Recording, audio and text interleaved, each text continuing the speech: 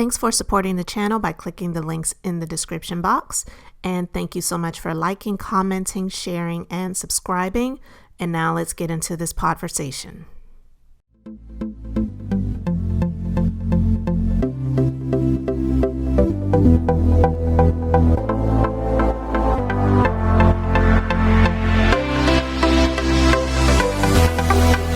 What's up, everyone? All right, so I want to have a conversation about Tiny, and I know everybody is talking about the allegations that are out there right now with T.I. and Tiny, and you know, none of us know if it's true or not. In the judicial system, it's supposed to be innocent until proven guilty, but we know how the court of public opinion is, and more importantly for this couple, because they're all about their family life being a business, because that's what they centered this reality show that they had, I should say, because it's since been suspended since these allegations have come out, have been about T.I. and Tiny, the family hustle, T.I. and Tiny, friends and family hustle. And to me, I mean, I never watched the show like that, but I'm just really curious as to what is it about T.I. that really got Tiny to allow him to be her downfall. Because let's just be honest, you can let me know your thoughts in the comments section, because I really want to know, do you feel that T.I. is Tiny's downfall? I believe that he is, and it's sad. She's 5 years older than him. They have been married for many years now, but it's been no secret because of things that have come out in social media and blogs over the years, and even things that they have admitted in some way, maybe not completely just putting it out there, but have not denied, and video footage and pictures and things like that have come out that they pretty much have an open relationship. But it's not just an open relationship, but they share the activities with other people outside of their marriage with each other. I just don't get it, because she has had a very lucrative career. She didn't really have crossover success in the music industry being with Escape so much in the group, shall we say, like T.I. has, because he's definitely had crossover success because of not his rap career, but he's been in movies and things like that weren't just things that more African American people would know. But with Tiny, she gained some sort of crossover success when she won Grammys for writing hits for TLC and, you know, amongst others, along with Candy, when they were, you know, doing their things outside of the group Escape. And it's sad to see this, because I believe that she is very smart, and had a lot going for herself, but she has allowed the self-esteem, in my opinion, I'm saying, because I'm not a counselor or a therapist or anything like that, and I don't know her personally, but just from what I could see, she's allowed her self-esteem issues and her lack of love for herself to allow this person, her husband, to really be her downfall. Okay, I'm not going to go into all of the allegations that have come out. I've talked about that previously, and I even said in a previous video where I discussed some of the allegations that have come out about a number of different victims that have started making themselves or making their voices heard, but not so much coming out and raising their hands and saying, yes, they victimized me and I am a victim, but they're starting to speak up and speak out to those that they feel comfortable speaking to. And I said this before, and this was, you know, a few weeks back. I said, I believe that this is just the beginning. I don't believe that this is going anywhere. I said that, and here we are today. There is a call for an investigation, criminal investigation, into the allegations that have come out.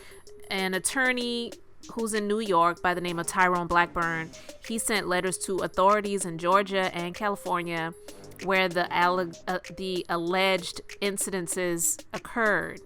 And he's calling on the law enforcement to investigate the eerily similar claims of assaults over more than a decade between 2005 and 2017. And he said in the letters that his clients, who are remaining anonymous, and witnesses also, they have prepared themselves to speak to authorities. And 2 of the victims spoke to the Times anonymously, and they gave accounts of the alleged assaults. And the Times said the woman described being threatened with violence if they spoke out. One of the women told the Times that she met T.I. and Tiny in 2005, and the woman said she and a friend were invited to the couple's VIP section in a club. And she says where she believes they drugged her drink. And once she was incapacitated, she said the couple did some things to her in a hotel room. And a friend of the woman who was at the club with her told the Times she saw the woman leave with the couple and that the woman offered details confirming the assault the next morning. Now, I've heard some people saying that they're just out for money. But listen, they're not speaking to Lisa Bloom. They're not speaking to a civil attorney. Yes, Lisa Bloom has come out and made a statement and said, if you have been threatened or harassed or intimidated in any way, don't allow that to stop you. If you've been a victim, please, speak out. Please make your voices known and heard. Yeah, she did come out and make a statement, but these people, they are going to the heights of asking for a criminal investigation. That is not the same as civil. It's not. And if the criminal part gets involved, then I don't care what amount of money that T.I. and Tiny try to offer these people to get them to, be quiet and move on. It's out of their hands at that point. And yes, a victim of assault can push for criminal proceedings to go forward as well as civil. They can ask for both. They can seek both. But most people who are just wanting the money, they're not going to seek out the criminal. They're not even wanting to deal with that. They just want the money, and they'll just take the money and run.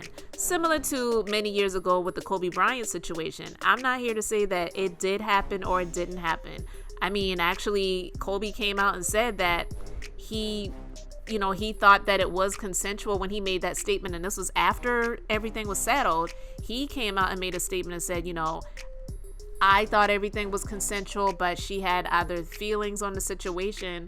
So that right there, that statement, that's kind of cloudy, but I'm not even going down that rabbit hole. That's another story all in itself. But I'm just saying she refused to testify, so they did not proceed forward with the criminal charges against them. They were dropped. But there was a civil settlement, and she did receive money in that situation. These alleged victims, they're saying they're willing to testify, they're willing to make statements, they're not backing down, they're asking and pushing for a criminal investigation. So that's something completely different. So the people who are saying that these people are looking for a come up and they just want money, no, I'm sorry.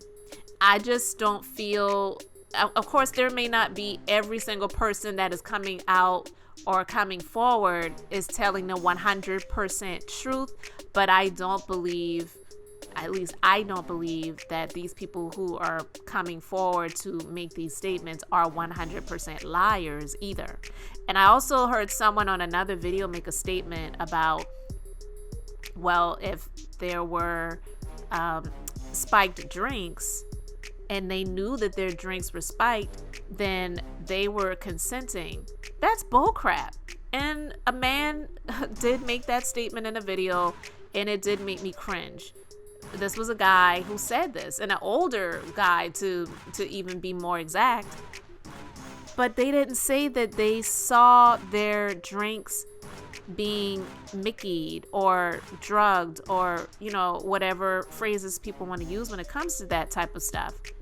The person said they believed that their drinks were had something slipped into it, because after consuming it, they passed out. That's what was said. They didn't say they watched them put something in their drink and then they said, okay, thanks for the drug drink. I'm gonna drink this down and enjoy the evening. No, that's not what they said. So the guy that made that statement, that was completely ridiculous. They never said that. At least in the statements that came out, they didn't say they were partying with these people and they saw them put stuff in their drink. But anyway, other people were saying, well, they should have had NDAs. They should have had them sign non-disclosure agreements.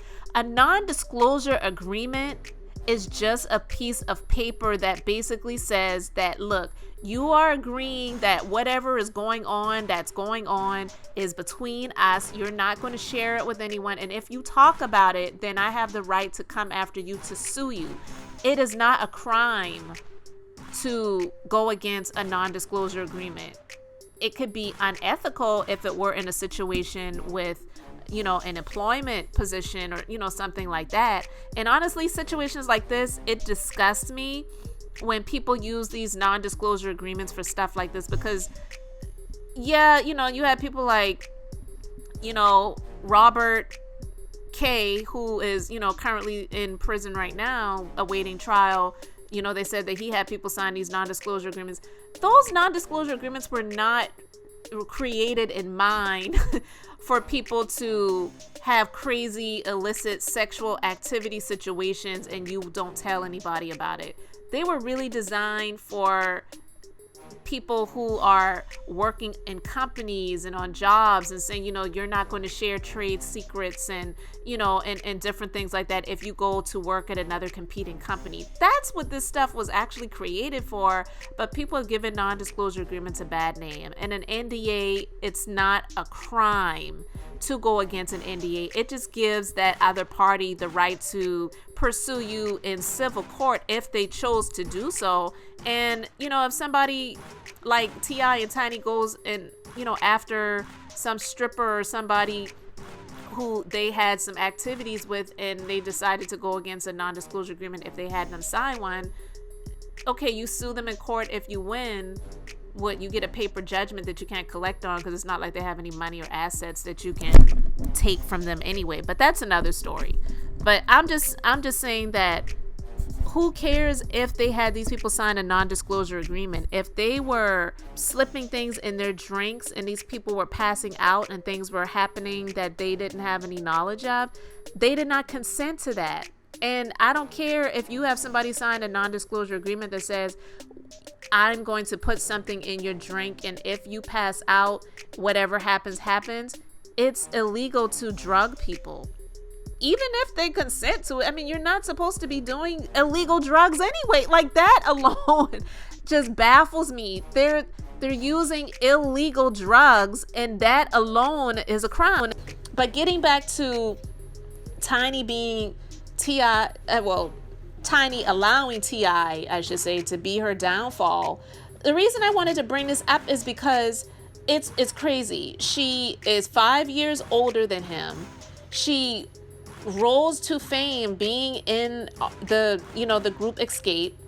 She has a Grammy Award for writing for TLC's No Scrubs, along with Candy. And hey, that, the things that she's been accused of now, and that might not be the only thing that she and Candy have in common, but that's another story. Anyway, she's been married to him for several years. He has been unfaithful, and now, they supposedly have this open stuff going on where they're allowing people to come into their bedroom or wherever they're, getting down at and doing things with other people. Like, it's just crazy.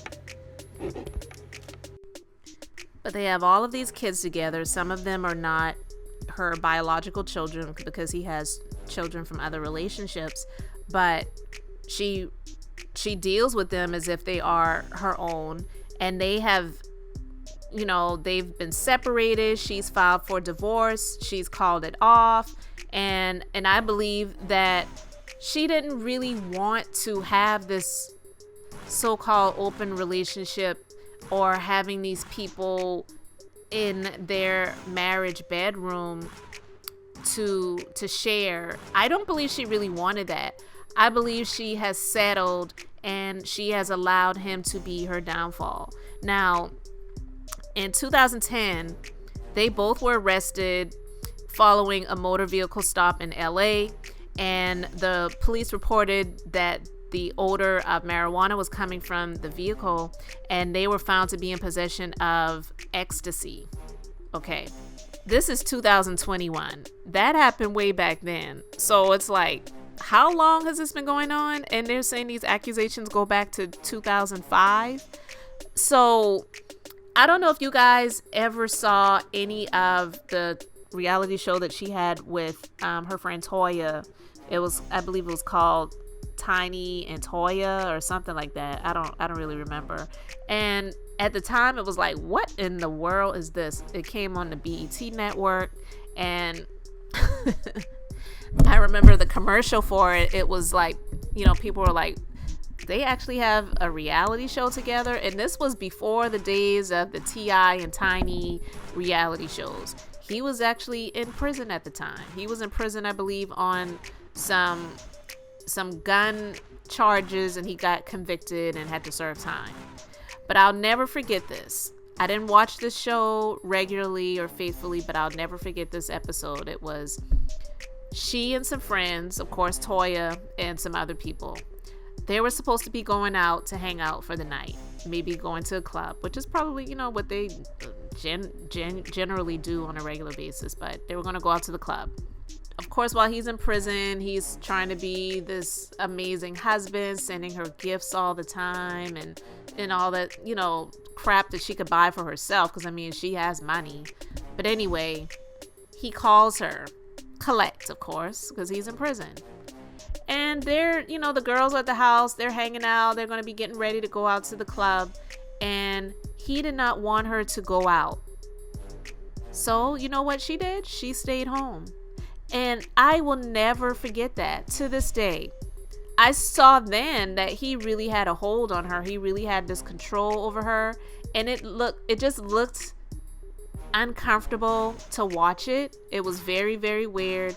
And, I could see that she just had this subservient, way about herself, where even if this man is away, locked up behind the prison bars, I'm going to do whatever he wants me to do.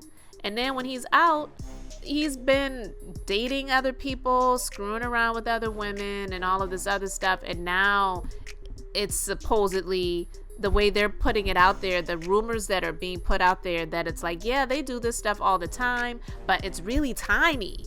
Tiny is the one that's really wanting to do it, and she is the one that is the aggressor. She is the one that is mean and is rough, and she's making the woman do this and making the woman do that.